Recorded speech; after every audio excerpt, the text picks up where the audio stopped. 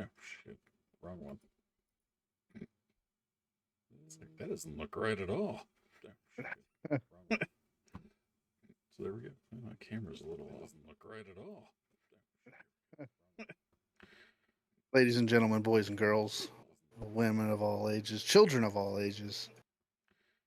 Ladies and gentlemen, boys and girls, we present to you two veterans, two brothers, two views, an open discussion stream where we talk about whatever we feel like talking about, and your suggestions if you leave them. This week's episode is going to be just funny and interesting news stories for the past week. And boy, where to start? I've got so many topics from 90-year-old surfers to cocaine cats. So, speaking of which, I forgot I downloaded Cocaine Bear. I was gonna talk about Cocaine Bear to see if you had noticed or even heard about it. Yeah. Well, vaguely. I mean, I think I watched a trailer somewhere. Well, I think it was because somebody brought her up. I was like, what the fuck is Cocaine Bear? And looked at it. By the way, you are super quiet compared to me. Well, maybe it's because I'm not yelling at people. Have you thought about that? I mean, neither am I. Have you thought about calming down?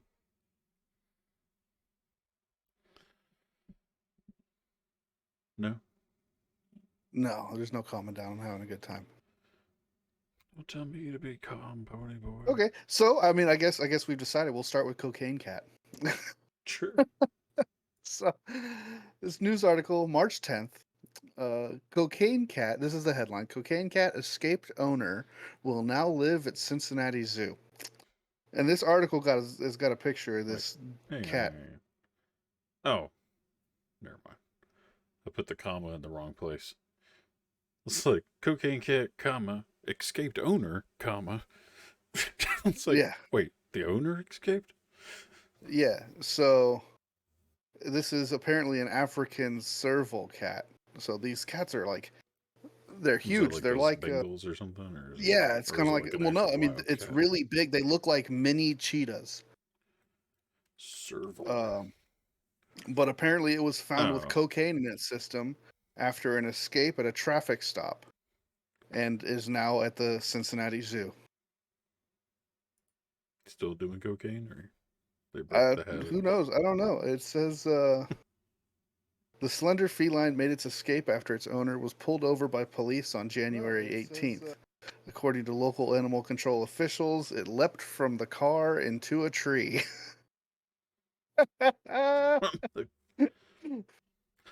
In Ohio, it's illegal to own the animals, which can weigh up to 40 pounds. So, like a medium dog. Yeah. During the rescue mission, the cat named Amiri broke its leg and became more agitated. Poor thing. Broke its leg. Like during the escape. Right. Yeah. I was thinking once they took the cat in for medical care, the team ran a drug test and they determined that it had cocaine in its system. See, people start watching Cocaine Bear and getting crazy ideas in their head. Yeah, which is why this story I think is so funny, especially like since the release of this movie Cocaine Bear based on like almost the exact same thing. It's going off of that, there was another article I pulled up about a bear. An escape artist Missouri bear is being sent to a Texas zoo with a moat. Well, I mean, that sounds odd, but like every exhibit has a moat, technically. The little first like concrete moats. So apparently this bear at the St. Louis Zoo is notorious for escaping. The first time apparently the bear was 4 years old, 280 pounds. Sounds like me when I was He 4.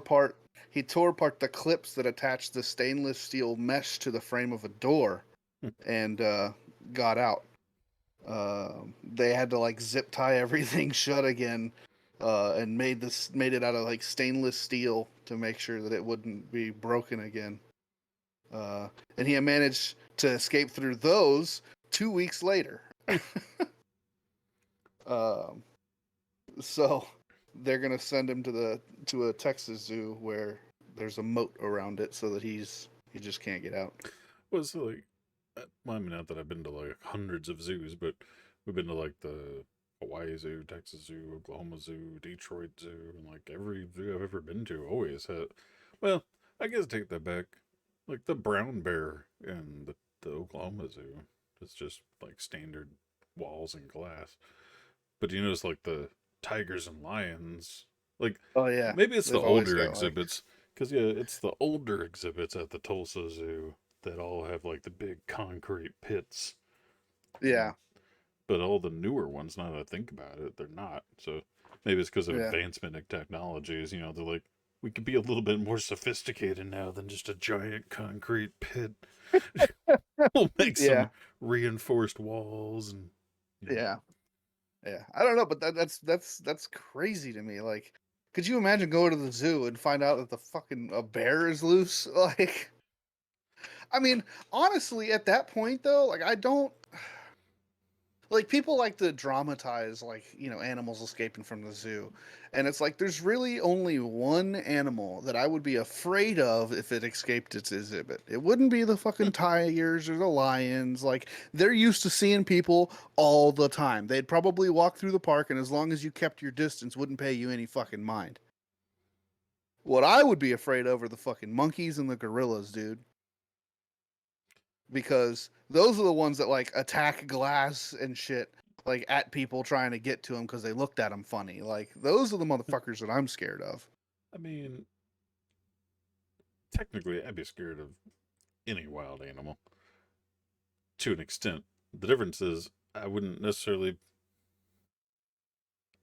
fucking stick around. This is Yeah, what I'm trying to say. Where it's like, I don't give a shit if it was, a small monkey or a goddamn hippo. yeah. Like, It's not like you're gonna be like, oh, a bear has just escaped its exhibit. Please, please be aware. It's like, oh, that's pretty cool. You want to go check out the elephants? It's like, no, I'm getting the fuck out of there. yeah, no, most people are like, oh, let's go try and get a picture. I'm like, well, that's time to leave. Yes. Dude, you could be like, the anteater has escaped. I'm like, well, time to go. Like it's an anteater. Hey, I don't know what anteaters are capable of, and I'm not Right. about to find out. I All right? don't, yeah, I was gonna say I'm not the kind to fuck around and find out, if you know what I'm saying. Yeah, well, I mean, if it's in front of me, I got to defend my life for my family. Then yeah, fuck around to find out what a wild goat's gonna do. But goat's not exactly walking around and trying to challenge every animal in the zoo. Yeah, could you imagine just alpha posturing around a zoo just to seeing what kind of animals you could piss off and which ones don't care? Well, while they're in a cage, they don't care. Because they're like, bitch, I'm in the cage too. What the fuck are you gonna do? Nothing. I would be curious. You think about like back in the day of the dog whisperer show. It's Yeah, like, like you body know, language. yeah.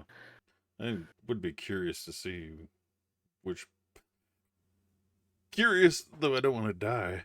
Which body languages or which animals actually react to body language in situations like that?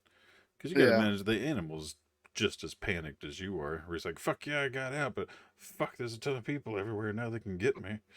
yeah. Uh, but it's like I wonder, how much the stand your ground mentality works in that situation. Well, yeah, I mean, because you see that shit like all the time in movies where like somebody's trekking through the woods and some wolves come around and just like stares at them and they back off. It's like, come on, dude. Like, does that shit really work? Like, I mean, I'm sure there is some truth to that, right? I mean, I've There's done it gotta with be. dogs several Yeah, times. I was say like, there's gotta be some truth to that, but it's like, I wonder to like what extent can you do that and it work? But I more believe in the what I guess I would now call the bear stand your ground stance. If there's a pack of wolves, I'm not gonna stare at them. I'm not gonna try and out stare them. Yeah, I'm gonna try and out crazy them. yeah. I'm gonna be like the bear, just what? Like those wolves all look at me like, oh shit. maybe we don't want to fuck around and find out. Just make myself as big as possible. Exactly. You think about it, when a bear establishes dominance, gets up on its hind legs, throws its fucking hands up, and just says, "What?" And you're like, you know what? You're right, bear. Yeah, Get the yeah, fuck out okay. of here. All right. You win. The wolf uses tactics, like, he's trying to plan out the move. I'm gonna know. Plan around this. I'm a giant bear. I'm gonna eat your face. Come at me. Uh, yeah. I don't know. Like I said, that would be really interesting to see like how effective that strategy would be against different animals. But that sort of ties into, I've always like having this conversation of how I think in certain situations versus how smaller people think in similar situations. Yeah, Like, the size does make a difference there. I mean, this isn't just with animals, yeah, but it's with people too. But mostly with people, if I had to say, because I'm not exactly running around a bunch of animals. But Yeah. it's that same mentality. Like, I don't. I think about it probably more than anybody, more than some skinny, pretty female in a dark parking lot at night. I think about it 24/7. What if Yeah. this guy's gonna jump me? What if this guy comes up behind me? What if that lady pulls a gun out? Like, every person around me's a threat. But it's not to the point of fear. It's to the point of preparation. Just being I'm pre- aware, I'm right? Yeah. prepared for every person around me to attack me. But it's not, the thought isn't, how can I get away from that person? I think, all right, that person's approximately 100 pounds. I could pick him up and throw him. That person's 200 pounds. I'm going to get him in a chokehold. That person's 300 pounds. I'm going to inflict damage and try to get away. Yeah. I'm a throat punch and jog. Yeah. It's like, or, if there's a group of people, I immediately start thinking of weapons around me. And it's interesting that, like, I think of, how can I take that person out, not how can I get away from the situation. And when you think Yeah. about, like, like your wife, she's probably not exactly thinking, how can I take those three dudes out? She's thinking, how Yeah. can I get away from those three guys? Yeah. Like, I pretty much walk around with a permanent fuck around and find out mentality, whether it's a small child or a group of men. It's just like, I'm ready. Yeah. Yeah. I don't know. I think I have something similar, but not exactly the same. Like me, like I don't have the patience or the attention span to like analyze it that deep. In a sense, it's like, okay, this person is that, this is what I would do. This person's that, this is what I would do.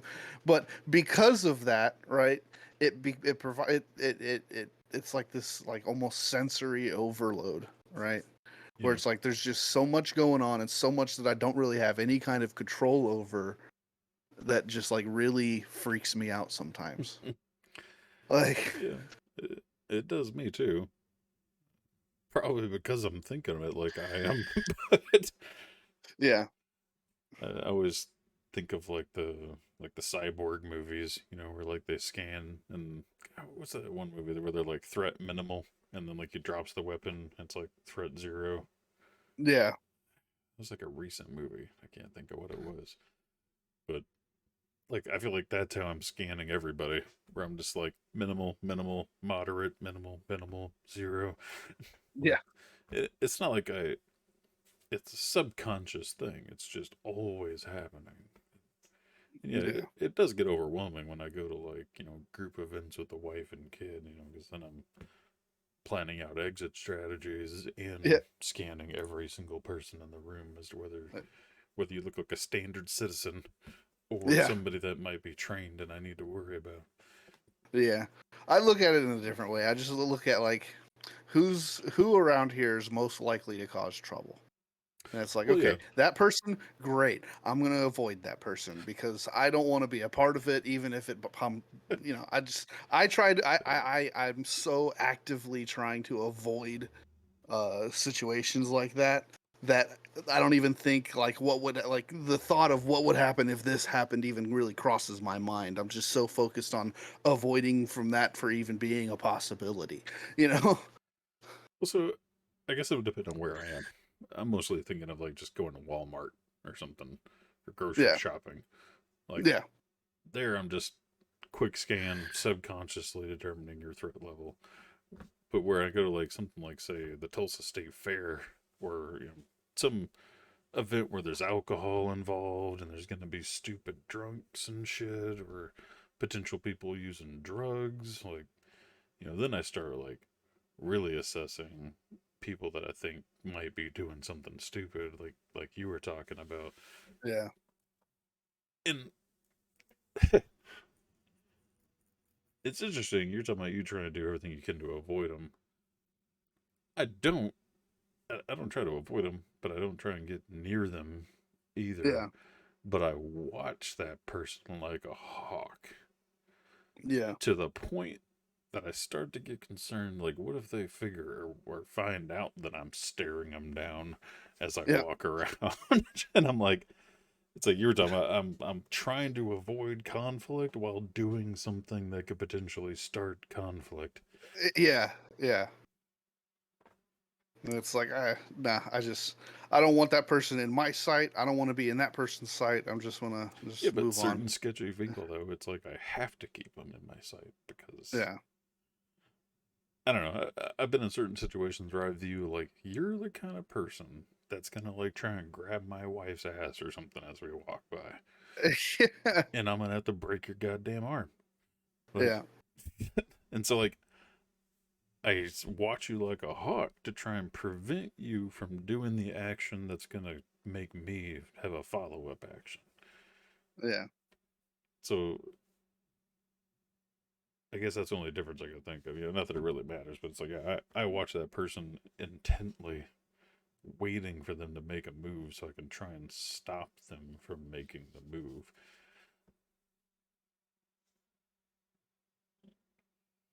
But anyway, enough talking about my weird threat levels. Yeah. Um, to bring the train back on the rails again. Well, I could go all day about how I have yeah.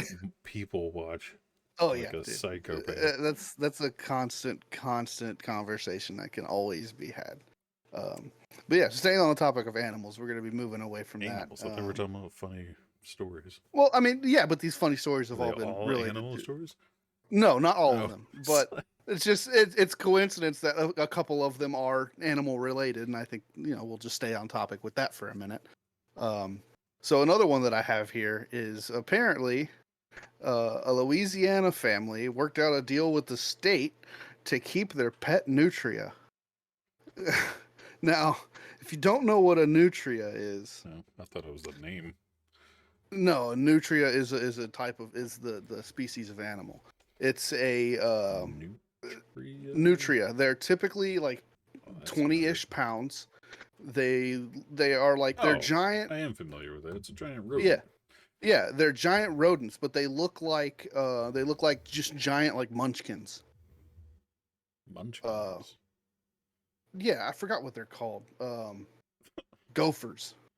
Yeah, Yeah, they look like giant gophers, or it looks like a giant gerbil. But yeah, or yeah, giant gerbil, guinea pig. yeah. Whatever.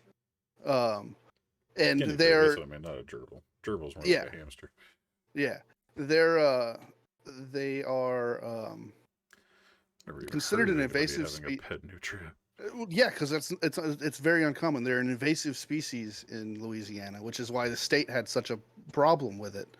But they found it when it was injured, and they took care of it, and they started to keep it as Yeah. a pet, and it plays with their dogs, and acts like a normal pet. Like they'll pick it up and pet it, and it'll lay in the on the couch with them and swim in the pool. Like it's like a pet. It's really crazy. I've never even heard of this It's being a a thing, but 14-pound fucking guinea pig. it's a 22-pound guinea pig. Well, the average are 14 pounds. Oh Theirs yeah, is well okay, probably overweight because it's a house yeah, pet. but yeah, according to the article, this nutria is 22 pounds. This is a big son bitch. Um, but yeah, like the Louisiana Department of Wildlife came in and they um they took it because apparently they had to apply for a permit so they could keep it, and Nutria rats. yeah, yeah, um, and apparently there was like an online petition going around, and like 17,000 people signed this position No. to or petition to get them to let them keep their nutria. And apparently the state of Louisiana was like, okay, fine, you can have your nutria rat. So Fuck that shit. Because a everybody bunch was of idiots happy. on the internet click yes. Yeah. Come on. So what? If it's taken care of, it is not fucking with anybody, then fine. If it's that's your pet, Yeah, great. I mean, You know. technically, as long as you're not like trying to fucking breed them and raise them as whatever meat nutrias or something. Shit. Yeah, I mean, I guess I'll look at it like one nutria. It's like anybody having a pet squirrel. You know, like whatever. You want a pet fucking rodent? Go for it. Yeah. But yeah, I just thought that was pretty funny. They've got this, the state like puts out bounties for them and encourages hunting of them for their But pelts God because they're forbid such an somebody keeps one. invasive. Yeah, they're an invasive species. I mean, and to the state's credit, right? Like they have been directly responsible for like hindering flood control in Louisiana and like these major cities. Like they are extremely invasive and extremely destructive. They ruin crops. So they just fuck everything up, right? So Yeah, well, it it's is like what it is. wild But it's hogs in a like, lot of states, like yeah, Hawaii. exactly. Like here in Texas, like hogs are open season. You can kill them any time of the year, whenever you want to, day or night. You know, um, I don't even think you need a license to kill them. Let's say other than the firearm Well, license, but yeah. I don't think you need a hunting license to go yeah. hog hunting, um, but yeah, it just kept it as a pet, and it was apparently this really big deal in Louisiana for a while. I just wonder. uh, I guess I look at it, like the people that have like pet pigs, and or they have like those giant rabbits, and they just let them loose in the house. And there's a couple other or people have like pet skunks and stuff. You can get them like decented and have a pet skunk. I mean, and that's essentially isn't a skunk a rodent? I don't remember. No, I think a skunk. I don't know. That's a good question. Nope, they're not rodents. Carnivora order and have different teeth. Hmm.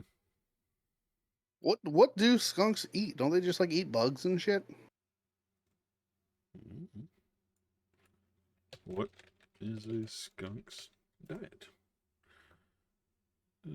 Yeah, oh, insects and small rodents. Yeah, bugs. Feasting on Fuck yeah, beetles, dude. crickets, grubs, grasshoppers, mice, rats, and moles. Yeah, I mean, Skunks would be pretty cool if they didn't fucking spray shit at you. yeah, but you can get them descented. Like I said, there's a lot of people that keep them as pets. Yeah. I always thought it'd be I'm kind of just cool. squirrels. I hate squirrels right now because just recently, last weekend, Mikey and Leo both got into a scuffle with a squirrel. Mikey ended up You mean sustaining a some skunk? injuries, or yeah, a skunk. Um, Mikey ended up actually sustaining some injuries. We had to actually take him to the ER vet that night. We were there till like 3 a.m. He had some scratches near his eye, so we wanted to get his eye checked out, make sure it was okay. They had to do a blood test on him because if he had gotten sprayed in the mouth, there was a chance that he could become anemic. So like they had to do a blood test to make sure that his blood was okay. Like it was serious. Um, so skunks are kind of on my shit list right now. It's kind of interesting that one skunk held its ground like that. Yeah, against both of them. Against both of them. I mean, to be honest though, they got both of them got sprayed and they just came running. They didn't want anything else to do with it. But I went back there and I witnessed it happen, and it was pretty interesting. So a pet skunk's diet is lean protein, chicken or fish, vegetables, some fruits, and cooked grains, all Okay, sure, fresh. sure, kind of like any other carnivorous animals, you know. domestic diet. That's the same thing. Same thing with Well, dogs. You know. well, I mean, what I wondered is there some kind of like pellet form of food? Oh yeah, like yeah, I know what you're saying. Kind of like how you would give to your guinea pig and shit, just like these little pellets that they Yeah. eat on. Well, I mean, even like, Yeah, hedgehogs and ferrets, like, yeah, I mean, even like your dog. Like, yeah, you can feed your dog the same thing, but what do you buy your dog? Dog food. kibble. Yeah, yeah. Let's see. But Is there skunk kibble? Dog food is often part of skunks' diets. no, well there you go. There's a lot of, well, I say a lot. I've heard of several animals that are like that. There was one recently. Like ferrets, for example, can eat cat food, but Yeah, there's a more optimized uh, ferret food to buy. yeah, sure. I want to say there was another pet we had recently that could also eat like cat food. I can't remember though. We've I had a know few possums random. can. Possums can pretty much eat anything. Yeah, I like possums. I That's another wish. one that I think people keep as pets too, isn't it? Yeah, yeah, yeah. I'd love to have a pet possum, dude. Possums are dope. They're adorable. They're really clean. They eat all of the pests that you don't want. Like they were living under the shed before a family of cats moved in the backyard, and I loved having them there. They kept So everything out. The skunks didn't fuck around and find out. Like there was, there was, yeah, kept it clear. I mean, there would be every once in a while where it would, you know, peek its head out from under the shed, and the dogs would get a whiff of it and go crazy. But other than that, it was fine. well, You know, possums apparently actually do have a pellet diet, yeah, like that's insectivore fare, supplemented with a lot of fresh vegetables and whatnot. yeah, yeah. I mean, they eat pretty much the same thing skunks do. They eat insects and small rodents. So there you go. You get you a pet skunk, and then you just get some opossum pellet diet. Yep. Good to go. Yep. Moving on to the last and final animal related story, if you can even consider it an animal at this point. Apparently, scientists are saying new research is suggesting that T Rexes didn't quite look like we thought they did. I And they feel like I referenced, remember seeing something about this. Like they didn't yeah, actually have the short arms that people say it is, or no, no, no, something. no. This is completely different. This has No. to do with their teeth. Mm. So in movies and like pictures and stuff, like when they're walking around, you see their teeth like outside their lips, and they're just these big giant teeth, you know.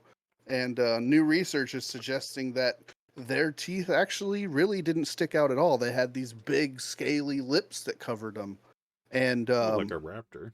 Mm. well, yeah, but like even to the extent like even if they had like a full open mouth roar, you'd Mm. really only just see the tips of the teeth. You wouldn't see the whole thing. Which is kind of like a raptor. Yeah, but I think that's pretty interesting. Because like if you think about it, like if you were to take the T Rex from Jurassic Park and put big giant lips on it, you think it would be as threatening? Like, Well, it wouldn't really be lips, but well, it'd just yeah, be but you know what I an mean. overhang like the raptor. I mean, it'd be just like the raptor. But yeah, it wouldn't be as cool looking. Yeah. And it's like I wonder that really brings into question like we have these preconceived notions about what all these dinosaurs look like, but what Yeah, if we were completely fucking wrong? Like, yeah. you know? I mean, a lot of them they're just piecing together based off of like drawings, and Yeah. some of them, they find more intact than others and whatnot. But Yeah, but I can't think of any dinosaurs that we've ever found that still had a muscular structure and skin and everything still oh, there's preserved. been Like there's been plenty. You think about like the ice findings and tar traps and things like that, where they get that. preserved. Yeah, you know what? Actually, I didn't think about that. You are right. That's true. What I think is crazy is that we're like still finding them. But now, what Yeah, was it? no kidding. There was something. Crap. I hate it when I do that. I'm like, I got this cool thing that I remember nothing about. Oh yeah, here. Let me send you a picture for you to put up on stream of a new like redesigned um, look of the T-Rex based on new research. Let me see. Downloads. No, I don't know. I don't want to web. Oh, here, I'll just send you the link and go to the third picture.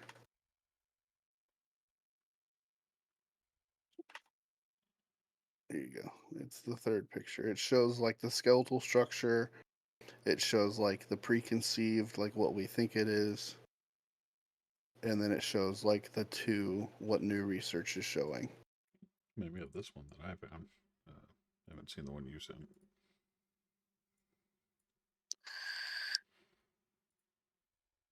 Yeah, see, like it doesn't have like all the teeth, so it's not as threatening looking. This is the third. Oh, click over. Yeah. The second one's kind of weird. With them like overhanging. Like, Well, that's what Hollywood portrays them to look like with their mouth all the way closed. That's what we've always thought they look like, right? And then the last two are, what the new research is suggesting. Pretty interesting. yeah. It's crazy, like how much of an effect just a small little change like that has. Like this guy. It does look almost just silly looking at it like that compared to what we grew up seeing. Right. At least when his mouth was open, you're like, okay, not too bad. But when it's closed like that, you're like, you don't even look intimidating anymore. You Yeah, just you look just look fat like and bald. you just look fat and confused.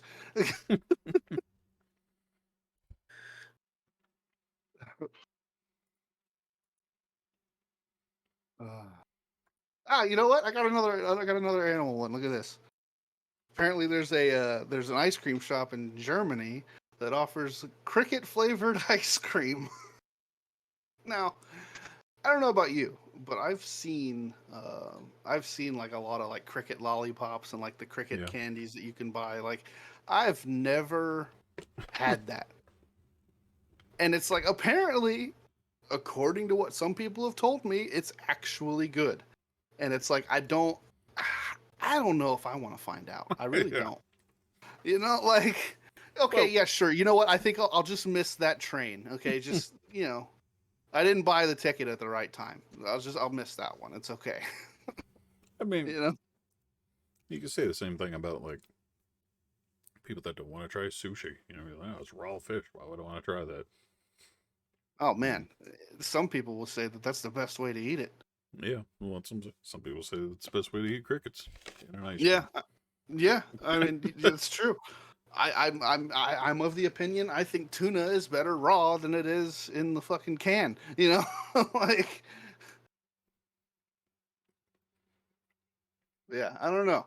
German or cricket ice cream.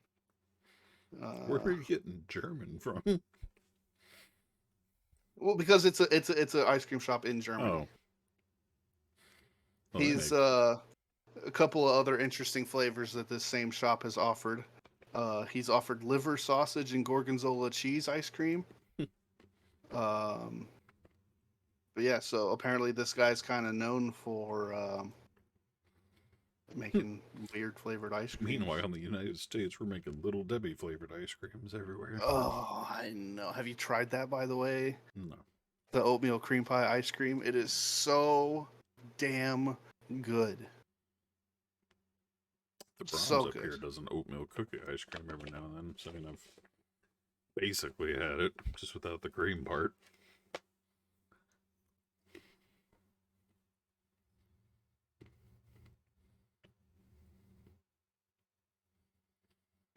I have been Yeah. tempted, though, to get like the Nutter Butter one. I haven't tried the Nutter Butter one yet. But I'm just like, I don't know. Because if it Since we're on actually the topic, has chunks of Nutter Butter, I feel like that's going to cut my fucking mouth up. oh But if come it's on, you just, can't. but if it's just chocolate and peanut butter, then I might as well just get chocolate and peanut butter ice cream. Yeah, go get a Reese's or something. Yeah, get a Reese's fucking Blizzard or something. Yeah. Speaking of Reese's, this brings me to my next article. Yeah. Brilliant segue. Yeah. Apparently, Reese's is coming out with a new plant-based peanut butter cup. I think I heard of that. Yeah, apparently it's made with oat chocolate confection and peanut butter. Yeah, confirmed by Hershey Company on Tuesday. Because That couldn't you theoretically use like almond milk to make chocolate?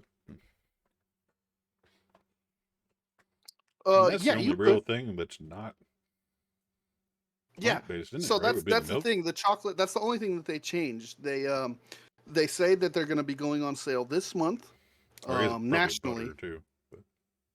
But Um, they're doing the peanut butter one, and then they're doing a second one, which is plant-based, extra creamy with almonds and sea salt.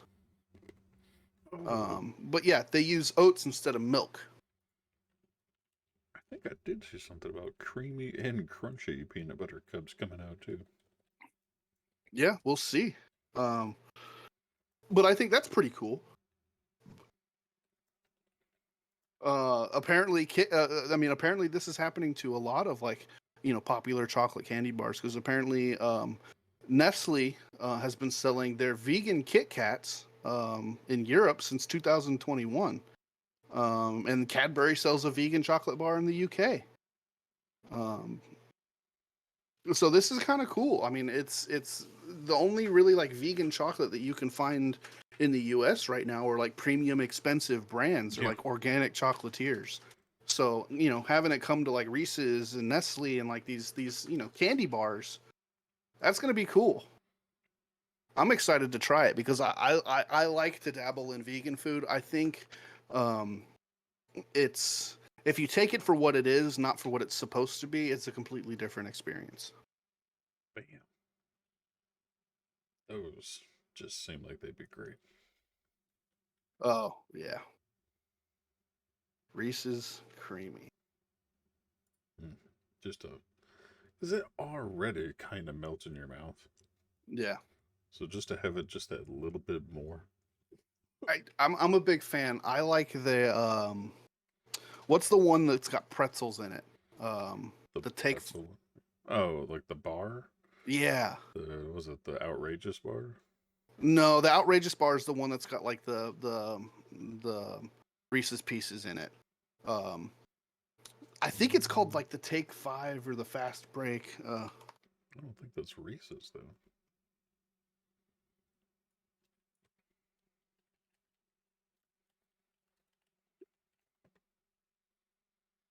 No, I guess it is. Yeah, it's called the Take 5. It's called the Take 5. Hmm.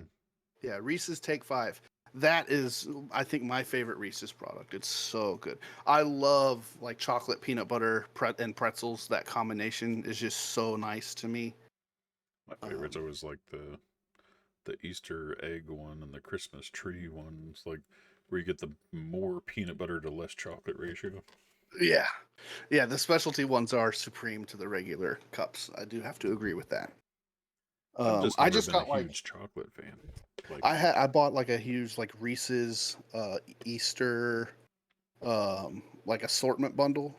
So it came with, some of the like little mini peanut butter cups. It came with like some single cups but with like a marshmallow top. Hmm. Oh. Oh. Interesting.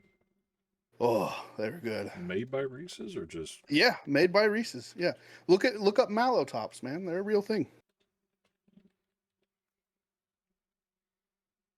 oh. Yeah.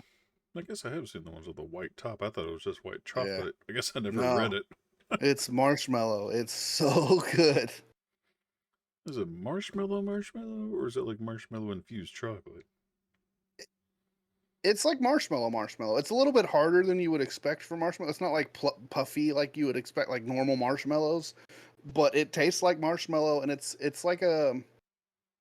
So I wonder if it was really just infused with white chocolate or something. Maybe, I don't know. I don't make them, but I just take them for what they claim to be, and they Wait, are you delicious. don't make them? No, man. Yeah. You know, not to go on this wild tangent about Reese's, but we got a little off-brand Easter chocolate bag, like 10-pound bag of fucking chocolate Hmm. from Walgreens, and it had the carrot-shaped object like this with literally the exact same carrot wrapper, just Hmm. like the Reese's one here, just without the R. And I was Right. like, oh fuck yeah, because they had regular peanut butter cups and they had these carrots. I was like, oh sweet, I get more peanut butter cups. No, they were just solid chocolate. What? It's like what a fucking disappointment. It was Reese's, but it was No, no, I solid said that was an chocolate. off-brand bag of chocolate, but it was the Oh, same carrot just without the R on it. So I was just like, got oh you. shit, more peanut butter cups. Like went and bit down in that some bitch, just chunk. Ow! What the fuck is Damn, I'd this? be pissed. Yeah, I handed the other half to the wife, like, well, here you go. Yeah, I'd be pissed. Speaking of candies, I, cream savers. Yeah. Okay, so I found on Amazon they had an 8-pack of cream savers, 4 strawberry and 4 orange for like $25. Mm-hmm. So I bought it, and what I decided I would do is I saw a TikTok and I wanted to replicate it. So I took about like half of a bag of these strawberry cream savers and I put them in a mason jar. I opened them up, put them in a mason jar, and then I filled the mason jar with Malibu rum I think I saw that and let it TikTok. sit. I let it sit for like a week. I still have it. Oh my god, dude, it is so good, so good. Sounds like a It lot of looks like sugar. Pepto Bismol. That sounds so appealing. Hold on, I'll go get it. Hold on. Well, while you're getting that,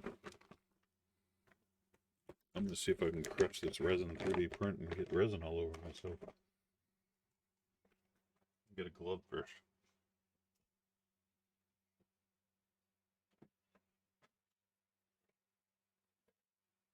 So we told you last week that we sent off one of these companion cubes to a veteran.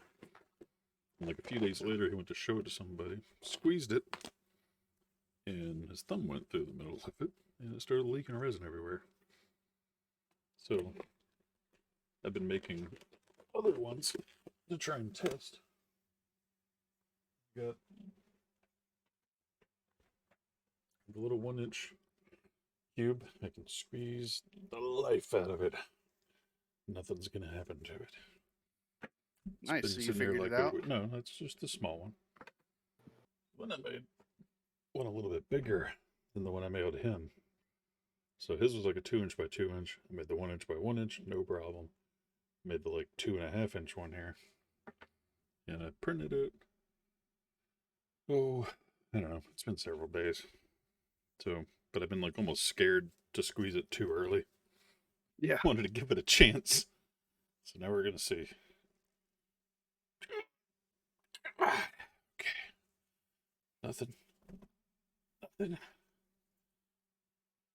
Nothing. Oh, I can actually feel. I feel like there's a little bit of give right there, and that might just be. Maybe not. Maybe that's just in my head. So, yeah, I think it's a little bit. So this one is a little bigger, and it's only 10% filling on the inside, but So you just let it cure longer. it's heavy. It probably weighs about half the weight of a baseball. Okay, And that's got some density to it. I I cured it for 30 minutes with the good side facing down, because one side's like perfectly flawless, and then the other side here, where the supports were, has all these little indentions on it for where the supports were. So I cured it for 30 minutes good side down, and then 30 minutes bad side down. Just extra curing time, because I also wanted to test that theory out, because they said if you cure it for too long, it can cause cracking and then leaking. So Yeah. I don't know what the fuck is too long or too little though. So I'm just like, all right, fine. This thing only goes to a maximum of 30 minutes. So I'm like, all right, 30 minutes on each side. We'll see what Yeah. happens. Yeah. And so far, I mean, this one's been sitting here for a couple of days, and I'm a pretty strong guy. Just squeezed the fuck of life out of this thing, waiting for it to implode on me. Nothing happened. And same Sounds like thing you with got the a winning little one. formula. So, at least for this one. But I still think we're gonna go with that plan of like, I'm gonna print things, set them on the shelf for like a week, and then mail them out. Like, Yeah. give them time to cure here on the shelf. Yeah.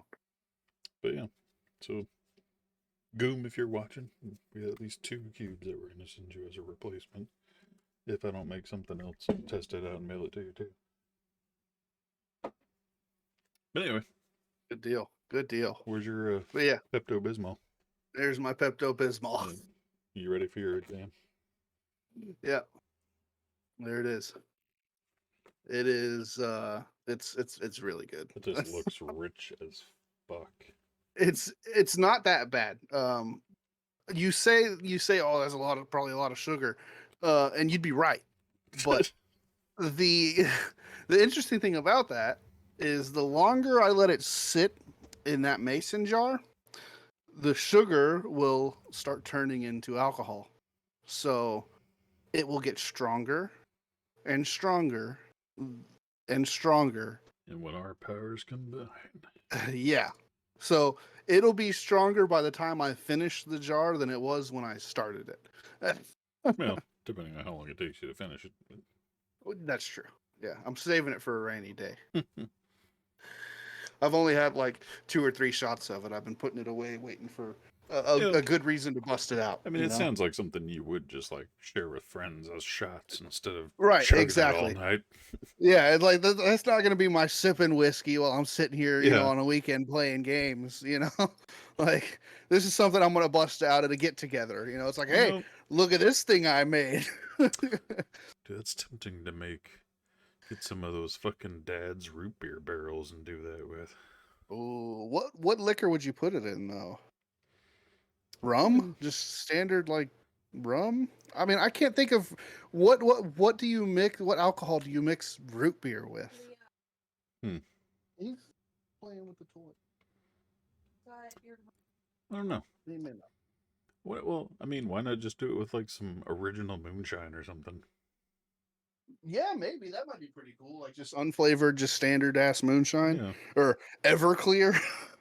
Well, I'd like something that I could sip if I wanted to.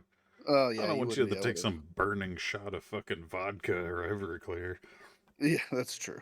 But I feel like I don't know. I've never been a rum drinker, period. So like I wouldn't want to use rum just because I really don't like rum. Yeah. But you'd want it to be some kind of clear alcohol to not take away from the flavor of the root beer. Yeah. Moonshine would probably be the way to go, I think. I think you're right. I wonder if you were to like I was thinking maybe like honey jack. But I don't know if that would take away from the root beer. I mean, my thought process on that is, would you open a root beer and then put a couple of drops of honey in it? Well, I'm saying I don't think it would. If anything, I think it would just make it a sweeter root beer. Yeah, maybe. I don't know. I'd almost want to try that first. Get a can of root beer, squirt some honey in it, mix it around, taste it, be like, okay, now let's go get some honey jack. Yeah. Either that or you run a small test size, right? You get a couple of shot glasses, drop one barrel, fill it with whatever kind of liquor you want, put a saran wrap over top of it, and just let it sit. Get the little mini bottles of like honey jack, the like hotel Yeah, bottles. right. Get like one little bottle. Yeah. Just do a couple of different tests and find out which one's the best. Just wait. Next time we all get together, have liters of root beer liquor. Yeah, I'm gonna try the same thing with the Malibu rum with the orange ones and see how it goes. I don't know. It's funny because like I love sweet tasting things like crown apple, honey jack, and I like the taste of cream savers, but the thought of cream savored liquor just sounds too sweet to me. I don't know why. Yeah. Yeah. No, I mean, and that's the thing. You would expect it to be like super sweet, and it's not that bad. It is sweet, but it's not like, oh my god, kind of sweet. Yeah. Um. In other news, did you watch the World Baseball Classic at all? Did you pay attention to that at all? Oh well, for those of you who don't know, they did a World Baseball Classic. So teams like similar to like the soccer World Cup, teams put together their national teams of players, and the national teams competed in a tournament. Um, and Japan actually won, surprisingly. They beat the U.S. To win the whole thing. But the news topic that I have pulled up doesn't talk about the U.S. or Japan. It talks about Italy, um, and it talks about Italy because all of the other teams talked about Italy. Because apparently, Italy had an espresso machine in their bullpen every game that they played. So they would go and get in their bullpen in between innings and just sit and drink espresso. Man, sounds like a bunch of jealous teams, if you ask me. One of the players said, I don't like espresso out of a paper cup. It's kind of sacrilege. But when it's the only option you have to deal with it. Maybe next time we'll bring the metallic machine with the copper eagle on top and someone in there's knocking espressos out. You have to make the most with the tools you have. So it's like they were almost like to the point it's like, what, this isn't normal? You don't do this too? Like Hey, I would have been looking at my coach like, what the fuck? Oh, like it's a that's kind of goddamn what happened. Gatorade barrel? That's kind of what the common consensus was been. Like people were, throwing their head back, laughing at it because it's like, of course, it's the fucking Italians that bring a goddamn espresso machine to their fucking baseball game. Man, That's my people. when are you gonna go to Italy? Man, I want to go so bad. I really do. We should plan a trip. I'd like to, but before I go anywhere overseas, there's one place that has to come first. If I'm going overseas, I'm going to Japan. Period. End of story. Italy will have to wait. Really? Yeah. Talk about your people, but you're gonna go to some other people first. Listen, I want to go to Japan. I need to go to Japan. Need. I need to. It's a It weird will need. happen before. It will happen before I'm dead. Well, I mean, before you're dead, sure. But good night. I want to spend like You forgot 3 to weeks. say good night to Jason. Good night, Jason. Good night, Grace. Supposed to get down, wave. How far I have to go? You'll see. Look, we had to see your nose. Night, Grace. You just fall.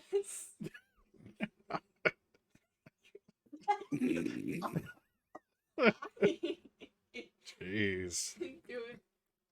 Good night, Good night. crazy person. What? I wasn't expecting that, okay? Hey, aren't you? When are you going to teach her how to walk? Yeah. You teach her how to stand, apparently. No, I was crouching down and I wasn't expecting to go that low. Aren't you? Are you not in control of your body? No. Not gonna go that low. Okay. Jeez. Speaking of foreign countries, Falling. did you hear that like daylight savings time is not a thing anymore? We did our last time change just recently, and then that's it. No, I had heard about somebody proposing the idea. Yeah, Had no, no it idea happened. that it actually went through. Yep, it went through. The most recent time change is the last one we'll have. However, Greenland is going to stay in daylight savings time forever. Okay. So we went an hour back, they went an hour forward, and they will stay an hour forward. Well, I mean, either way, as long as everybody's staying the same, at least now I don't have to fucking worry about it. It was always kind of weird in my line of work because there's a few places that don't do it.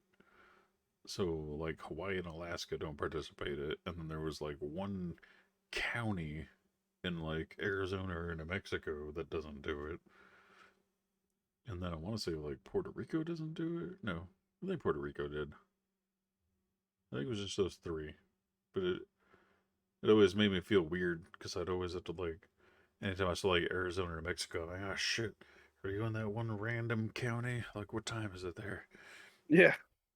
And coincidentally, one of the people the wife works with lives in that county. Interesting. So So they have a documented work schedule that is completely different from everybody else. yeah, every year Yeah, theirs would like essentially stay the same for them, but change for everybody else. that's pretty funny. Yeah, yeah. Every year it always Interesting. confused them where they're like, "You're an hour late." Like, no, same time as always. Yeah. Um. So circling back to the plant-based stuff that we were talking about earlier, comes in a sort of a different vein, and this is something that has been done before, but not with something like this. But apparently, an Australian company on Tuesday revealed a meatball made of lab-grown cultured meat using the genetic sequence from the long extinct pachyderm. Uh, Says it was meant to fire up public debate about the high tech food industry now. Um, which this is really really interesting because also just recently they introduced, there's a company that has started making lab grown chicken. So it is chicken, um, down to every cell. It is chicken breast, right? But it did not, you did not have to kill a chicken to get it. You did not have to grow it from an egg. It was just synthesized in a lab. So that presents like an interesting question for a lot of people, especially in the vegan community now, because Hmm. a lot of reason why some people are vegan is because Because they don't want to kill things. they don't want to kill animals, right? So now you're presented with an interesting obstacle because here is real chicken, here is real meat, but no chickens had to die to get it. What do you do? Do you eat it because uh, it is a harmless food, or do you still not eat it because it's still meat? Well, hmm. So an interesting way of looking at that is like, because vegans also don't eat like dairy products, Yeah, they don't eggs. they don't they don't do anything that comes from an animal. Well, that's what I'm saying. It's not just about murder. Because anyway, you're not murdering the cow to make cheese. Well, You know? it's also just not, it's not always about killing animals. It's also about just the industry is largely regarded in a negative way for the treatment of said animals. Well, yeah, but Um, I'm just saying, like, if that was, you could also do like, all right, if I only eat cage-free eggs or something, you know, where yeah, I mean, you do have people that do live by that standard, but you can't call that vegan. They don't like to consume anything that has anything to do with an animal byproduct or an animal product in general. well, that's what I'm saying. So So wouldn't this still be an animal byproduct because it's made from the cells of the animal? yeah, but again, that's kind of the thing, right? Like if you are against the treatment of animals that are um that the way that these animals are harvested for their products, um how do you feel about this kind of thing? It's an interesting question, I think, because there are some vegans out there that are coined themselves as vegans who they're okay with honey because the honey industry actually benefits bees more so than it harms them. Um, so it's interesting. Honey is a weird one too, because it's like, I don't know. Well, All of it's kind honey, of weird because if you really look at it like from an indirect standpoint, well, harvesting crops and shit affects animals too. I mean, yeah, I mean, in a way, sure.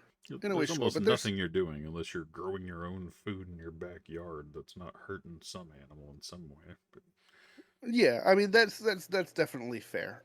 And you know, anyway, every back, community is selective, right? yeah, But it's an interesting concept, and I'm excited to see like but back you to know I'm trying mammoth to see how meatballs. well it's received. Like I want to eat a lab grown meatball. Freaking mammoth meatballs. Yeah. Um, Look at that. that's pretty crazy, man. That's so wild that like this is a thing. Like we're actually 3D printing food now. I don't know if that's a thing that you've seen lately, but We we're brought it actually up on like the first stream, but yeah. yeah, like that's a thing. Like we're 3D printing houses, we're 3D printing food. Like that's crazy to me. This is like The it's thing about 3D so printing cool. food, which I never looked into it, I mean, yeah, just because you put material in a tube and spit it out in a shape doesn't mean you're making food. You're Well, yeah, sure. Of course, right? But it's you're presenting it in a way that's never been done before. well, yeah, but I mean, Huh. it's more fascinating 3D printing like houses and boats and things than it is to 3D print food because I feel like it makes people think you're talking about like fucking Star Trek. Oh yeah, What's that shit called? the synthesizers or Yeah, whatever. Yeah, I get what you're saying. it's like it's not a food synthesizer. You're not just putting the weed eater string on there and turning it into food. Yeah. It's like it's just it's the same as like a baker with their piping bag, except the machine's doing the piping for them. I mean, Yeah.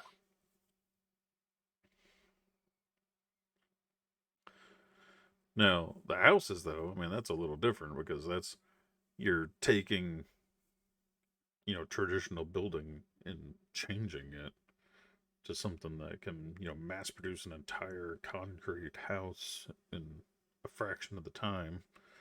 Yeah, and a fraction of the resources. Yeah. Yeah, man, we're in the future. I really do think that we are in one of the most exciting times to be in right now. Um, Well, I mean, like yeah, there's a lot of problems, right? And there's a lot of things about the society and well, I mean, that I that feel like is that's always going to be the case for the but yeah, current right. times. I mean, That's every like 10 always years, going it's to be going to the be better case. and better and bigger and bigger. Yeah, and that's always going to be the case. But like I'm talking about just like technological advancement. Like we are approaching a major boom in advancement, and I'm really excited to be a part and to be around it. The fact that commercial space flight is becoming a possibility is wild to me. somebody, somebody I was working with today said they did something that like put their name on Mars. I guess you could like pay X amount of money to put your name on a fucking object or in a box or something, and now it's on Mars. And I guess they're doing it again. And he's like, oh, I'm definitely doing it again. I'm gonna have my name on Mars twice. I really didn't know what to say to him. I'm just like, all Honestly, I'd right. call him an idiot. I'd call him an idiot. It's just like, It's like those people. It's like those people that go and spend, like $100 with this committee that gives them like 1 square foot of land no, in somewhere in fucking Scotland or something. Scotland that Yeah. makes them a lord. And it's like, come on, I dude, mean, that's such a scam. yeah. It's like, what? what if I went to Scotland and was like, it brought my certificate and says, I want to go to my piece of land, please. Do you really think there's going to be somebody just waiting around to fucking take you there? Like, Yeah. no, the fuck?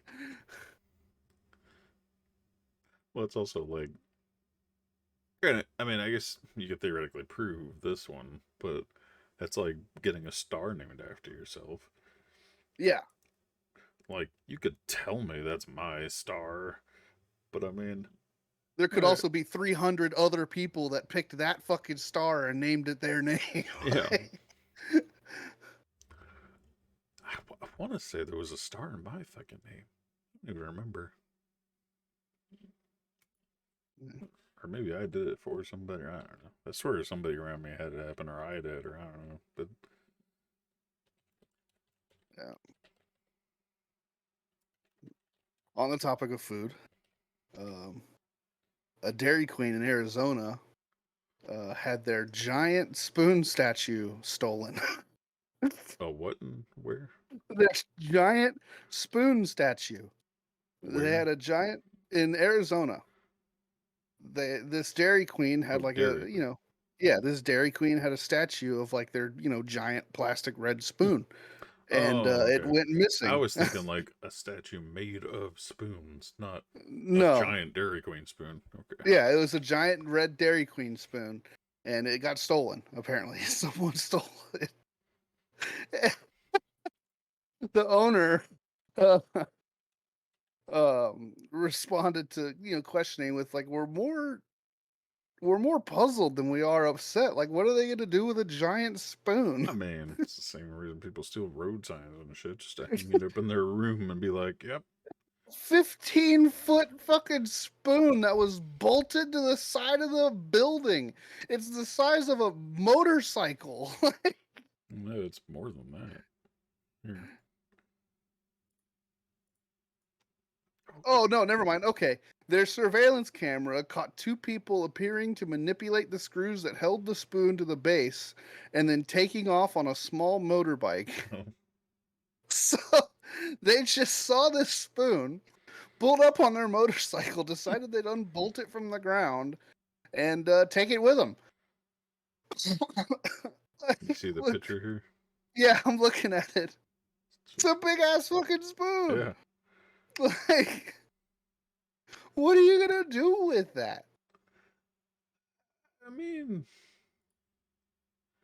I could see, some like college dares and, situations, but it's not really what you're going to do with it. You probably just take a photo with it and dump it somewhere. Uh, Dairy Queen always being one to make light in their situations, on social media and things of that nature. They like to mess around with the food wars and make, snarky comments and things like that on social media. They did so accordingly with this incident, and they started pushing their workers T-shirts that said, "Where's my spoon?" with a red spoon and the DQ logo.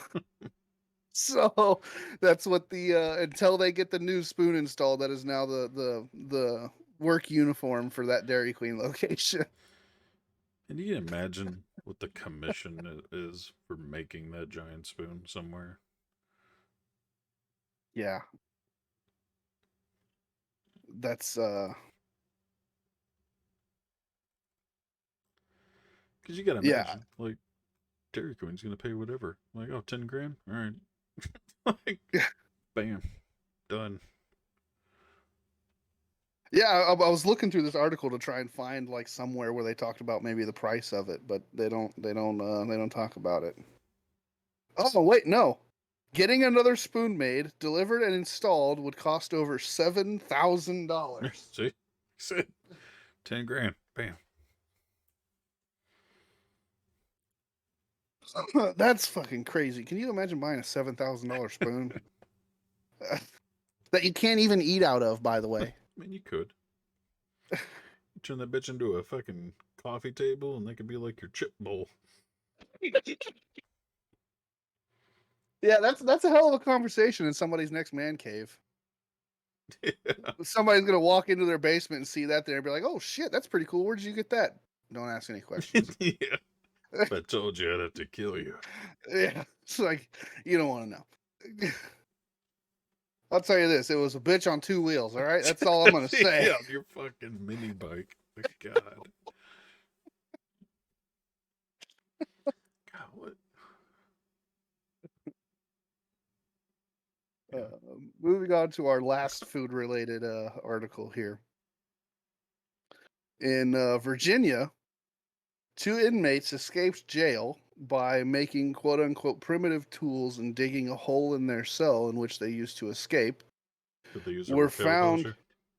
Do what? Did they use a Raquel poster? I don't know. That doesn't look like there was a poster. It looks like it was just quick and dirty. They didn't even cover anything up. They were trying to get the hell out of there. But they constructed this tool out of a toothbrush and a metal object. They used the rebar, and then they gained access to the rebar, and then they used the rebar to make the hole bigger. They scaled the wall. They escaped. And then Red got him. No, they were found hours later in a nearby IHOP, just eating breakfast. It's like I got to know the thought process there. Like, you have just escaped from prison. I mean, I guess it depends. Were they hours of a drive away? Or, like, in the town next to the prison found hours later? The article says they were found hours later at an IHOP restaurant nearby. Oh, well, it's a little different. I was like, if I escaped, like, say, Houston prison and made it all the way to Dallas and was at an IHOP, sure. Yeah. Well, it's like, you just escaped prison. Where are we gonna go? I don't know, man. You want some pancakes? Like, what the fuck? Well, No, dude. Again, that's what I was thinking. If I was hours of distance away, I'd be like, man, I'm hungry as fuck. Let's go to this IHOP. But I Yeah. wouldn't be thinking that, like, right there nearby. Like, man, that was a lot of work digging that hole. You want to get some breakfast before we finish escaping? Yeah. Come on, man. What do you think you're gonna do? Blend in? Like, like they're not gonna check everywhere, and people aren't gonna report your dumbass because you're all over the fucking news. Like, Yeah. I'd go get a fucking haircut. Like, like, Or just grab fast food, you know? Like, yeah, grab some McDonald's and get the fuck out of there. Don't go sit down at an IHOP. yeah. Or at least go to a Denny's. Come on. I know. Like, come on. Let's talk about that for a second. All right, Denny's is way better than IHOP. Denny's has everything. I mean, so does IHOP. I prefer Denny's over like IHOP and Cracker Barrel and any of those breakfast places, man. I prefer, well, in town, I only have really, like, well, one national brand, one state brand, and then, like, 2 or 3 town, like, Yeah. in town only. So my options are pretty limited, so we end up going to IHOP just because it's the most cost effective. But Yeah. we used to go to a place called Egbert's that I've only seen, like, throughout Oklahoma. I think maybe in Kansas or something too. I've seen it. Oh, no, never mind. That one's really good, but we like to substitute certain things, and, like, they charge you for everything. Yeah. So, like, I'll get, like, an omelet with, like, every meat and vegetables and whatnot, and I'll just be like, I just want to substitute, like, the green peppers for mushrooms, and they're like, well, that's $2. Like, what the fuck? It's like, well, what do you mean? I'm saving you money by removing the green peppers, and I'm just adding mushrooms. What do you mean $2? Yeah. And then it was always the same thing, like, if you want to, like, add chocolate chips to your pancakes, it's like $2, and it's just like, man, you can go to IHOP and I can get an omelet that has everything I fucking want, and I just swap one thing on it, and you can substitute, like, the hash browns for fruit and whatnot, and, like, never cost anything extra. Yeah, I don't know, man. But the Egbert's, the Egbert's in town now has a Starbucks built into it too, so the wife always wants to go there to get her Starbucks, but Starbucks nowadays is so expensive. Yeah, I don't. I don't like Starbucks. I don't think the coffee is really that great. I go there once a year for my free veteran coffee. I It's about the only don't time care. I go there. I mean, well, you're on point with the segues, and you don't even know what the topic is. Our next article is related to Starbucks. No. So, um, and coincidentally, also Italy.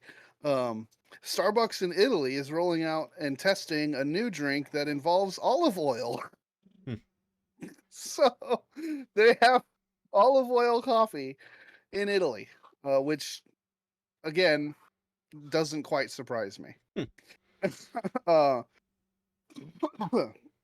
apparently, there was a keto inspired trend going around of people adding butter to their coffee. Yeah, I've heard of that. Which I mean, that's the first time I've heard of it. That actually doesn't sound too bad. Well, I only heard of it because we went through the keto diet for like a year. So pretty much Yeah. saw everything to do with keto for a year. Yeah, so I mean, apparently they're trying to they're calling this a daring innovation, and they're hoping to relaunch the image of olive oil, especially among young people, because The apparently image? olive oil has been having this falling out in Italy. I guess I Huh. don't fucking know. I was like, yeah, I wasn't aware that olive oil had a bad rep. Yeah, it's like anything these companies will do to drum up some kind of media Yeah. attention and advertising, they're gonna fucking do it, and they're gonna say it, man. They don't give a shit. Like. It's like, oh, I didn't know something was going on with olive oil. Like, is there a decline? Like, it's just nobody buying. Like, You know, what the fuck? speaking of oil, I never realized or never really put too much thought into it, I guess, of like how much it cost to like say fry a turkey. You have to buy like $30 worth of fucking oil to fry a turkey. Yeah, It's like yeah, fuck. Like I like the idea of that, but I'm like, man, I have to buy like $30 of fucking oil, the $30 turkey, then the cleanup and the prep and the, the it's act of exhausting. doing it. I'm like, It's exhausting. I'll just bake it. I'm good. Yeah, it's like, well, not Jesus. only that, like you gotta prepare, you gotta prep like days in advance because you gotta let that fucking turkey thaw for like 2 days. Yeah. Well, I mean that's with any way that you're cooking a turkey. But Yeah, yeah, I thought that was funny. It was one day I thought about like I don't think I was gonna fry a turkey. I think I just wanted to do like your dad with like doing a bunch of wings or something. I'm like, again, if you're gonna have, makes me wonder like how much money your dad was spending on fucking oil whenever he'd have like the Super Bowl wing party. yeah, Dude's pumping out a couple hundred fucking wings. I'm like, would you drop $100 in oil? Like, jeez. yeah, Never even yeah. thought of how much money they were putting into those wing get-togethers. Oh yeah, I mean, it's funny because I never really thought about that too when it came to like crawfish boils, and like, so now that I've paid for a couple and financed a couple myself, Yeah, it's like, oh my god! Like if I want to do a decent crawfish boil, I'm spending $150 yeah, more. I no, I'm spending like $200 off rip, like just gone. yeah. I'd almost rather just go have a party at a place that has crawfish than have Yeah, my own. or just find a place that cooks crawfish really well that you like, and just go fucking buy it cooked already. Like, Well, yeah, bring it home. Yeah. yeah, like. I just meant like if I want to, yeah. I feel like I was same thing with wings. I feel like yeah, fuck that. I'm not gonna have a big wing party. We can all meet at the wing stop, and I'll I mean, pay for everybody's wings. that being said, if you really do think about it and do the math, right? Uh, if I were to buy 35 pounds of crawfish from the fucking crawfish stand down the street that makes really good crawfish that I like, I'm spending like $1,000. But if I'm, or not $1,000, I'm spending a couple $100. But if I boil it myself, I'm getting 35 pounds. I'm feeding my friends. I'm getting together. I've got leftovers that I can freeze and cook into other dishes, and it's going to be cheaper than buying that much already cooked. Well, yeah. I mean, it's always gonna be cheaper, but it's just a matter of That how much initial is your cost. how much Yeah. is your convenience worth? Yeah. I mean, I don't know. At least for me, boiling crawfish is I think it's fun. I love doing it. So I mean, it's kind of the same it's as just just it's cooking just out in having the general. money. It's I just like, having the money to do it. I mean, anytime you do a cookout, it's always going to cost more money than you should probably spend on it. But it's like people that's always just ask me, when am I gonna do the next brisket cookout? And it's like, well, yeah, as soon as you give me $100 like shit. yeah, Not cooking hot dogs over here. Think shit. Talking, nowadays like $60 for a cheap brisket, and I got to get out there at 6 in the damn morning and go through like a $30 bag of wood and charcoal and seasoning and trimming, and then plus all the sides and beverages to have people over. Like again, like a brisket barbecue is $150-$200 ordeal, and I got to get up at the crack of dawn and start cooking it. So it's like, no, I'm not just gonna, whimsically start having a brisket cookout. yeah. I mean, that shit gets expensive. But that's why I started doing those giant pork loins from Sam's Club. It's like the same amount of meat as a brisket, but half the price and cooks in half the time. Have you seen those briskets? They're like as long as my entire arm, like 3 foot long and like 8 inches around. No, I haven't. Yeah, Sam's Club sells them. It's like the entire pork loin, and they're like $20 for like a crazy amount of meat. Damn, I could put that in my smoker for low and slow and make the Yeah, best well, fucking that's what I'm pulled saying. pork ever. You can cook that entire pork loin smoked in like 4 hours versus a 10 or 12 hour brisket smoking.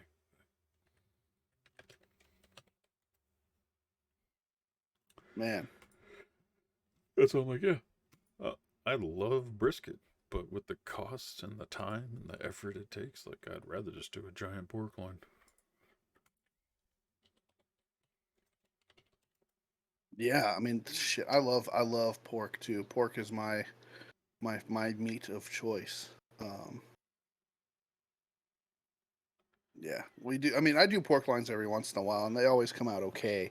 But I really need to perfect and find a good recipe. So if you have any thoughts or suggestions, Just do I'm it. down to hear it. I just do it exactly like. What are you talking about? Well, these doing the smoked ones, I just do it exactly like I do my brisket. I just do it in half the time. Hmm. But like this one right now at Sam's Club, it's a $12 or $12, 12-pound pork loin for Jesus, $24. Jesus, It's $2 a pound, and it comes in a 12-pound pork loin. that's insane. That's so good. Yeah, compared to brisket, like I could literally cook 2 to 3 of these for the cost of one brisket. Man, Yeah, like once I stumbled upon that, I'm just like, yeah, I don't know. Like brisket's gonna be like a super special occasion now, not an annual tradition. It's yeah. like, I gotta say, I for 4th of July last year, I smoked a brisket, and I don't usually say this about my own food, and it sounds like I'm tooting my own horn, but it was literally the best brisket I've ever had. I fucking nailed it. And I was like, I need to do that more often because that was amazing. So I was like, you know what? I'm gonna start doing more get-togethers. I'm gonna make my fucking killer brisket, dude. It's gonna be a great time. So I tried to go replicate it just for because I wanted it again. I didn't feel like doing a whole get-together thing. So I was like, you know what? I just want to make my fucking brisket. So I pulled the brisket out the freezer, did everything up exactly like I did before. Pull it out, garbage, garbage. It was garbage. it was horrible. Really? The flavor was fine, but the texture was awful. Hmm. Like it was like rubbery. Like, oh, it was so fucking bad. The other one would like the first one like literally melted. It was perfect. And then the second time I did it, completely fucked it up, and I don't know where. And it's like I'm hesitant to even try it again because that was a waste of an expensive ass fucking brisket, I man. mean, so, and I'm no like brisket expert, but I used to do them several times a year when I was in the army, having everybody over and whatnot. And I've done everything from cooking them on a gas grill with a little chip smoker box to full blown smoker. You know, every Yeah. version. The only tips I have from both watching videos and just personal experience is it all really comes down to picking the right brisket, Yeah. because it's hard to find one that has the right amount of fat, but also the right amount of what I call like flexibility in the fat. Like you don't want that rock hard fat because that just means it's not going to render. And that's Yeah. the key thing. That's what makes your brisket melt is I think having enough of the fat render through it. So I you have to think that trim was it my thin enough mistake. Yeah. so that it can render, and it has to not be so dense like that hard fat. Otherwise, that won't render. So you have to have just the right amount, and it has to be the right flexibility. So it's like I look like a fucking weirdo when I'm picking out briskets. I'm over there just bending them around, and like, nah, not that one. All right, let me grab another one. That one's good, but it's a little skimpy on the fat. Yeah. Yeah, I think that was my critical mistake because I analyzed it a lot. I analyzed that whole process afterwards, and I was like, "Where did I go wrong?" And there were a couple of things that I neglected to do, and one of them was trim it. I trimmed it on the first one. I didn't trim it on the Oh, you didn't second one. trim it at all? No, Sweet. You didn't even separate the flat from the tip and put seasoning in between it? no. What the fuck? What The did you first do? time, that's exactly what I did. I separated Wow. it. I trimmed it down. And I was Well, like, there's your problem right there. I want to just, because my thought process was, it's like, okay, so I want to just see if maybe I could save time on the cook and No, save no, myself a little effort and just cook it all at once. no. Big mistake. Big That's the mistake. sole problem right there. Yeah. Step one's picking the right one, but you can't skip that step. Like you can get away with picking a shitty brisket and just trim it right. Like, Yeah. gotta trim it though. Yeah. That was my mistake. And now that you confirmed it, I'm going to try it again. I'm going to try it again. Yeah, because some of those, man, you separate the flat and the tip, and there's like a 2 inch fucking rock of fucking fat between it that you couldn't even see when you were buying it at the store. Yeah. Man. Well, another So, news. well, let me ask you this. Let me ask you this about brisket. I want to keep talking about brisket a little bit Okay. here because I'm trying to kill some time. Uh, Well, speaking of killing time, I forgot meant to mention at the beginning of the stream, but I did change our schedule to 10 o'clock, but we can go past 10 o'clock. okay. All right. But yeah. So, what part of the brisket do you prefer? Do you prefer the flat or do you prefer the tip? Well, the tip is where you get your burn ins from. Yeah. But I'm the tip. I just prefer my favorite piece of the brisket is the carving. Because then I get all the perfect little burning pieces and Yeah. soaked in fat pieces and Yeah. too much seasoning on that spot pieces. And Yeah.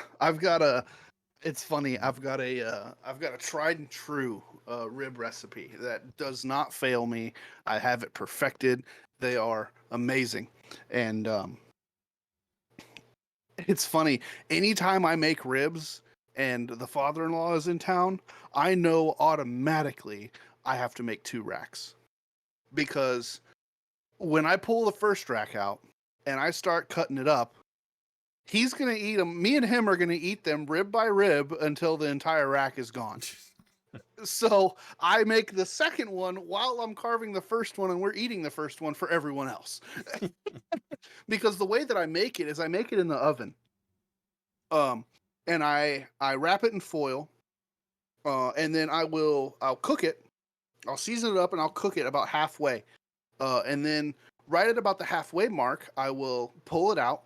I'll open up the foil and I will throw in chopped onions, smashed garlic cloves, and a fucking almost an entire stick of butter. And then I'll re-season that. I'll put my seasoning over top of that, cover it back up, pop it back in the oven, let it finish cooking. And then whenever it's done cooking, all that melted butter and onion and garlic or juice is just in the bottom of this foil. So while I let it, of course I always let it rest. So I let it rest to reabsorb as much of that as possible, and then I'll start cutting it in, and it just falls off the bone, and you take those perfect little bits and you dip it in that juice in the foil, and it's just fucking insane. It's so good. I used to make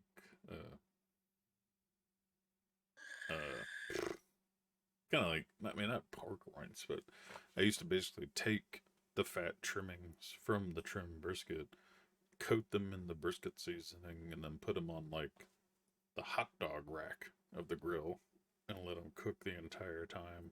Mm-hmm. Just making like little crispy fat candy. I don't know what the fuck you would call that. Yeah, yeah. It's barbecue candy. That's exactly what it is. Oh, well, we got to get. We have somebody that wants to say hello. Yeah. Want to say hello, Mikers? Hey, Mikey, say hello. Speak. Speak. Mikey, speak. No, speak. Tell I me. don't think he wants to. He will. Tell The me. other one wants to. Leo. Oh my God, you're stuck on my cord. Hi, Shelby. Oh, Mikey, speak. Speak. Tell me. He's looking at There Shelby. you go. Tell me. Who is it? Speak. I don't know if you can hear him or not. Yeah, I can hear him. Oh, you froze up. Uh-oh. Oh, yeah. Looks like my camera shut off. Hold on. Don't know why. Let me see here. There we go. There you go. Don't know what happened there. Okay. Well, speaking of pets, just to end the stream with it, we had to take Gizmo to the vet today. Oh, yeah? How'd that go? But that's a second little story of me taking Gizmo to the vet in general. But today we brought him because for the last like week or so, and he's turning 16 this year, by the way. It's old, man. 16-year-old man still runs around the house like a crazy cat. But the last like week or so, he started coughing. Like, oh, that's like not an good. actual cough, like not like the sound of them like hacking up a hairball. No, like it's an actual cough. Yeah. Hasn't ever coughed in 16 years. Like, and all of a sudden, the last like week, been coughing. Like once it was just like he'd cough like once or twice, and you're like, oh, that's weird, whatever. And then like a couple days later, you hear it again, and then you start hearing it like 2 or 3 times in a row, and then like last night, he coughed like 10 times in a row in the middle of the night on the bed. I was like, holy shit, like, are you gonna make it? It's like, is this cat just dying right here? Yeah, like that thought literally crossed my mind. Like it woke me up, and like I put a hand on him, and he felt like he was like paralyzed, coughing. Like his whole body was tensed up, and he was just, it's like just this dry air cough. And I was like, all right, fine. It's been like a week. You just look like you're about to fucking die. Like, so I called just to ask, like, is this something that I should bring him in for? Should I just let it ride out or what? And like, it sounds like he might have an upper respiratory infection or something, so bring him in. The kind of good and bad news is they basically just guessed. They said with his age, it could be hypertension and his heart's growing, causing him to cough. Or it could be just he got a random respiratory infection. We'll just give him a shot. So they basically opted just to give him a shot and see what happens. Yeah. So could be that he's reaching that age that he might have hypertension and might eventually give out on us. Sad times, but he is 16 years old, so it's going to happen eventually. The part about bringing him to the vet, though, is anytime anybody else is there, and even the people that because he only goes to the vet like every couple of years, but even the people that at the vet that we've gone to the same vet for the last like 10 years, they always kind of laugh when I bring them in because I don't use a cat carrier or anything. I just pick him up. I go get in the car with him. He walks around the seats. I get to the vet. I pick him up. I walk in with him, just kind of chilling in my hands. Yeah. And we bring him in onto like the examination counter. He just kind of chills there. You know, he obviously kind of freaks out when you give him a shot. Well, yeah. So but it's every it's a it's just funny because that's how Gizmo is with me. He understands that I'm the dominant caregiver. He has complete trust in me, even in those situations. yeah. And like even when there's been like other like cats or dogs in there, he might like, you know, feel his claws like grab me or something, but he's not like trying to escape. Yeah. It's just that, tension. But it's always been kind of funny. Like every time I bring Gizmo to the vet, I just fucking carry him in. Hey, we're here. Like, and everybody's always shocked. Like, why? You don't bring your cat in a cat carrier? Like, nah, No. it's fine. It's like, do you know who I am? But it's always the same thing. The funny story about when I was deployed, the wife she refuses to trim his claws, period. But she would bring him to the vet to get it done. And she would say it would take like two people to hold him down. And he'd be fighting him tooth, claw, and nail the entire time. Hmm. But I can just flip him onto his back in one arm and just sit there and trim his nails like I'm trimming your nails. Yeah. Just no cares at all. He might like pull his paw away from me for a second, but he doesn't fight at all. He just gets his nails trimmed, and I set him down, and I usually give him like a treat afterwards, and like good to go. Just no problems at all. Like the same cat that would like rip your eyes out if you tried to do it. Just kick back in my arms and let me do it. That's how it is with Annabelle, our cat. I don't know. You might be able to see her right there. Yeah. Um, if I try to trim her nails, not gonna happen. But Shelby, pick her up, trim her nails just fine, on her way. No Yeah. big deal. But This wasn't cat though, But wasn't this that her cat cat? will. Yeah, it is her cat. Well, I meant Yeah. like from before y'all moved in. Yeah. She raised that cat from a very, very, very small young kitten. So that That's is what's that is funny about very much Gizmo. her cat. Like, Gizmo was both of our cat. Like we both had him since a kitten, but the wife yeah, can't do that. I mean, she probably could trim his nails. She's just nervous about it. yeah. But it is So, all funny. right. That comes back to that whole like, dog whisperer type mentality too, where because when Gizmo gets stressed or freaks out, I don't freak out. So it kind of neutralizes the situation. He might clench his nails, but he's not going to panic and try and get away. Whereas, like, if he clinched when, like, Grace is holding him, she's going to panic and then just make Yeah, the situation worse. yeah. That's the same thing with like cat with animals and body language, man. They feel that shit. Yeah. They feed off of it. You're in like that, and that goes back to my theory about dogs, right? There's no such thing as a bad dog, just bad owners. Yeah. For the most part. I mean, there's still the whole animal instincts thing. I mean, there are some dogs that just go too far. I mean, you even see with, like, the dog whisperer. I mean, there's a certain point. I mean, I guess you could say the same thing with humans. That's like saying there's no bad humans, just poor teachers or something like that. But if you have a mental disability, you have a mental disability. You can have a Well, mentally yeah, fucked up dog. yeah. I mean, sure, right? There's exceptions to every rule, but the general thing is like I mean, dogs inherently aren't bad animals. You just don't know how to control them properly. Yeah.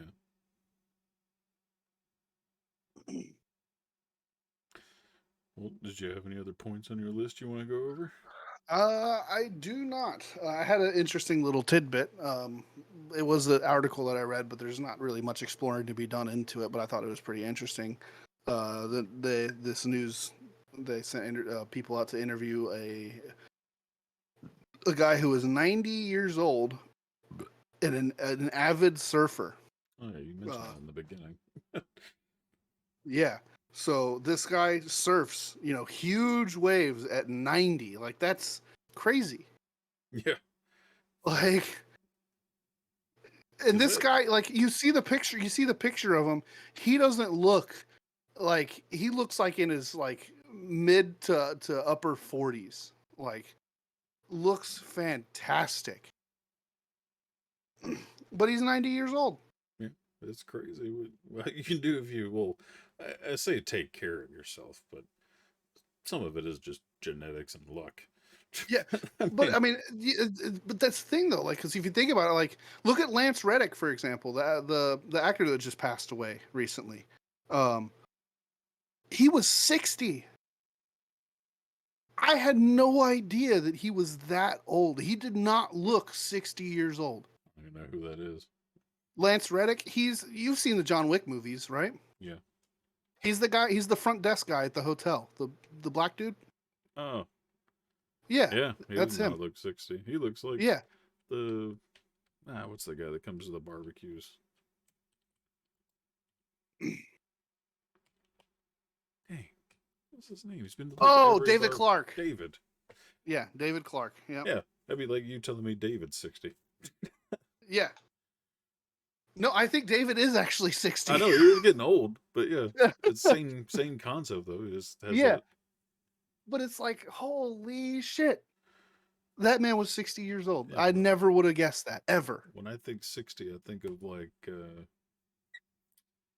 fuck, Morgan Freeman or something. Yeah, Like, but even Morgan Freeman is older than fucking dirt, and he doesn't look like it. well, Like, Morgan's 85. He looks like it. I don't think he looks He 85. looks like it now. Shit. Well, yeah, maybe now, but I don't know. I just watched The Bucket List just recently, just the Well, other yeah, the day. bucket list. He doesn't look that old. God, that movie's like 20 years old. Came out in 2007. Yeah. Like, shit. Well, I mean, yeah, that's true, I guess. I don't know. But now But you yeah, look at like Samuel L. Jackson. He's 74. yeah, he doesn't look 74. How old is uh uh Steve Harvey? Steve Harvey? I don't think he's that old. He is 66. Yeah. He doesn't look 66, man. He's starting to look at, No, because I see man. him on a lot of Family Feud TikToks. It's I see him a lot interesting. on like his own like TV show, like the Steve Harvey show. Does he still have that anymore? I thought he was only doing. Maybe. Let me see. Yeah, no, he still does the Steve Harvey show.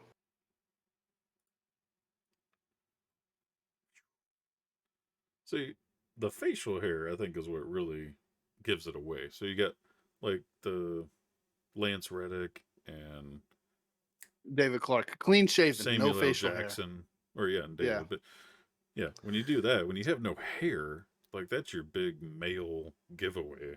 Is when you start getting that salt and pepper, and the more it turns into salt and less pepper, like Yeah. that really Okay. starts showing your age.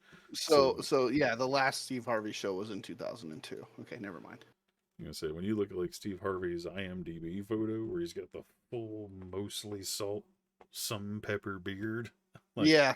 yeah, his age is showing there. I mean, but still though, like when you think of a 60-year-old man, you think of wrinkly, right? This guy has no wrinkles. Yeah, Skin that's the smooth same as thing- glass. That's the same thing with Lance Reddick and Samuel L. Jackson. Like Yeah. it's like they just use a lot of lotion or something. I don't Yeah. know. Shit. Like, I mean, Samuel L. Jackson is looking old now too. Yeah. But you know, again with the no, I mean he looks pretty old. He's got the big, droopy frown Yeah. lines. You know, even with clean shaven, he looks old. He looks like he's getting old.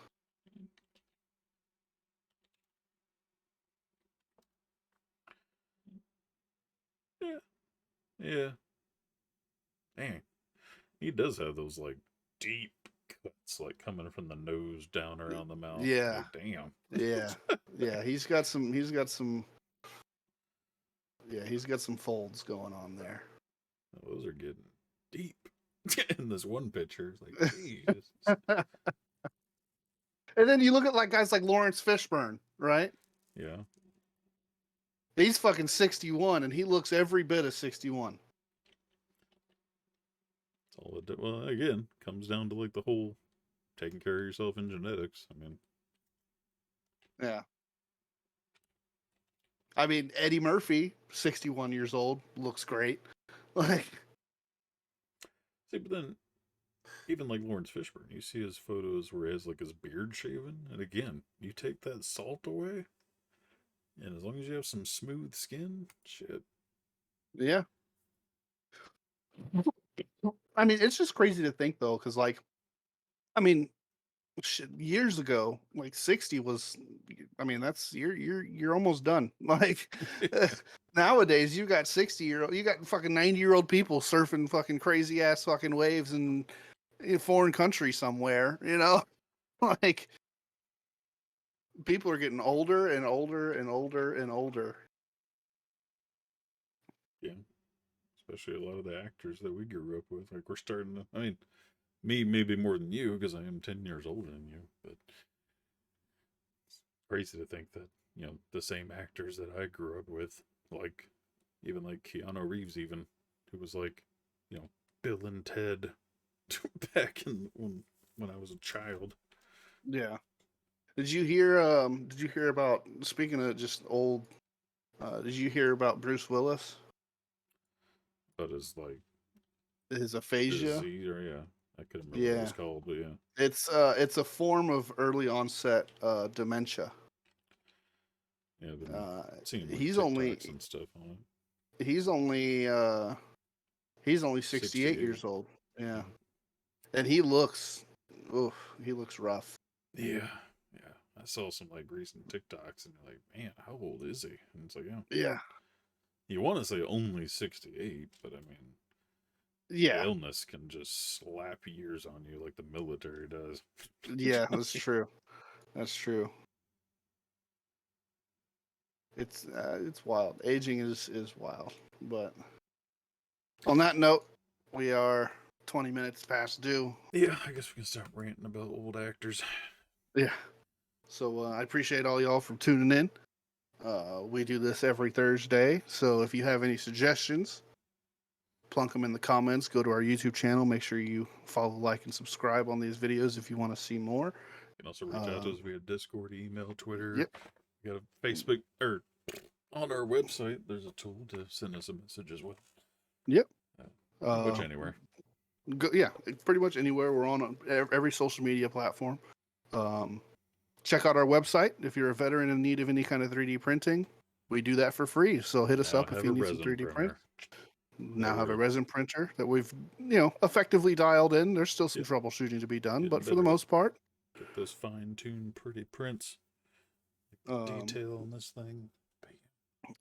if you're not a veteran, still hit us up. We can still provide 3D printing services for you. Anything you can find on Thingiverse, we can print.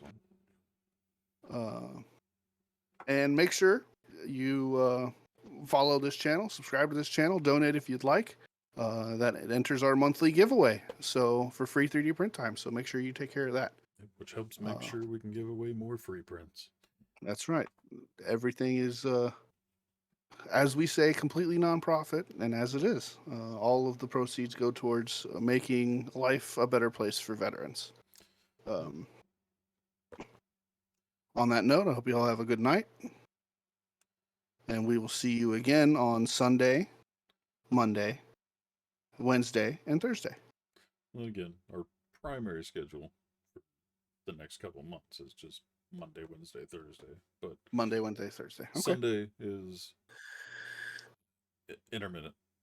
Make sure you take a peek. Take a peek on your Twitch feed. Yeah. We may be live. We may not be. Yeah, it's kind of based on my guild, so we're kind of taking a break between raids. So the Sunday raid time is not always mandatory.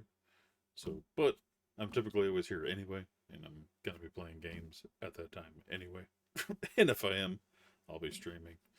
But unless we have some family time to do or something, it'll still be here every Sunday. But we've taken it off the official schedule for now. Just wanted to point that out. That'll be Sunday. Will be our variety day. You'll see. You could. There's a possibility to see any one of us streaming. Me, Goat here, or even our comrade Scribdoc. So make sure you're on the lookout for that. Have a good night. We will see you next time around. Next week.